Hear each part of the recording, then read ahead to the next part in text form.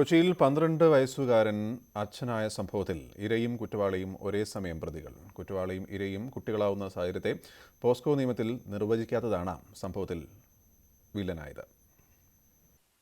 കഴിഞ്ഞ നവംബറിലാണ് കളമശ്ശേരി സ്വദേശിയായ 17-കാരി കുഞ്ഞിന് ജന്മം നൽകുന്നത്. പെൺകുട്ടിയുടെ മൊഴിയുടെ അടിസ്ഥാനത്തിൽ ബന്ധുവായ 12 വയസ്സുകാരനെതിരെ പോലീസ് പോക്സോ നിയമപ്രകാരം കേസെടുത്തു. തുടർന്ന് ജുവനൈൽ ഹോമിൽ താമസിപ്പിച്ച ആൺകുട്ടിയുടെ മൊഴി പോലീസ് രേഖപ്പെടുത്തി. പെൺകുട്ടിയുടെ പ്രേരണയാലാണ് സംഭവമെന്നായിരുന്നു മൊഴി.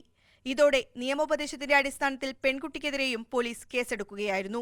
ഇക്കാര്യത്തിൽ ആൺകുട്ടിയുടെ മൊഴി രേഖപ്പെടുത്തിയപ്പോൾ ആ കുട്ടിയുടെ മൊഴി ആ കുട്ടിയും ഒരു ലൈംഗിക അതിക്രമത്തിന് വിധേയമായി എന്നുള്ളതും ഈ പെൺകുട്ടിയുടെ താല്പര്യപ്രകാരമാണ് ഇത്തരം കാര്യങ്ങൾ സംഭവിച്ചതെന്നുമുള്ള മൊഴി ആണ് നമുക്ക് കിട്ടിയത്.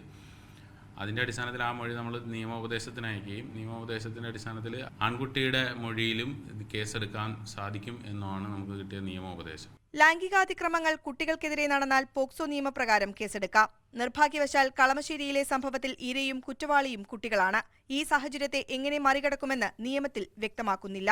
പ്രായപൂർത്തിയാകാത്ത ഒരു ആൺകുട്ടിയെ പ്രായപൂർത്തിയായിട്ടുള്ള ഒരു പെണ്ണ് ഇത്തരം ആളുകൾ പീഡിപ്പിക്കുന്നത് പോലെയല്ല. പ്രായപൂർത്തിയാകാത്ത 2 കുട്ടികൾ സ്വന്തം സമ്മതത്താൽ അവർ ഇത്തരത്തിൽ ഇണചേരുന്ന ഒരു വിഷയത്തിൽ അല്ലെങ്കിൽ പ്രണയിക്കുന്ന ഒരു വിഷയത്തിൽ അത് കുറ്റകരമാകുന്ന ഒരു വിഷയം ഇന്ന് ശരിക്കും പറഞ്ഞു കഴിഞ്ഞാൽ നിയമം അഭിസംബോധന ചെയ്യേണ്ട ഒരു വിഷയമാണ്. അതിൽ വന്നിരിക്കുന്ന പാകപ്പിഴകൾ യഥാർത്ഥത്തിൽ കോടതി അത് പരിഹരിക്കപ്പെടേണ്ടതാണ്. ഇതിൽ പ്രധാനം അതിൽ കൺസെന്റ് തന്നെയാണ്. 2 കൂട്ടരുടെയും ഒരു കൺസെന്റിന്റെ ഒരു വിഷയമുണ്ട്. പെൺകുട്ടി വാദിയായ കേസിൽ ആൺകുട്ടിയും ആൺകുട്ടി വാദിയായ കേസിൽ പെൺകുട്ടിയും ഇവിടെ പ്രതിയാണ്. ഇരുവർക്കുമെതിരെ കുറ്റപത്രം സമർപ്പിക്കാനൊരുങ്ങുകയാണ് പോലീസ്.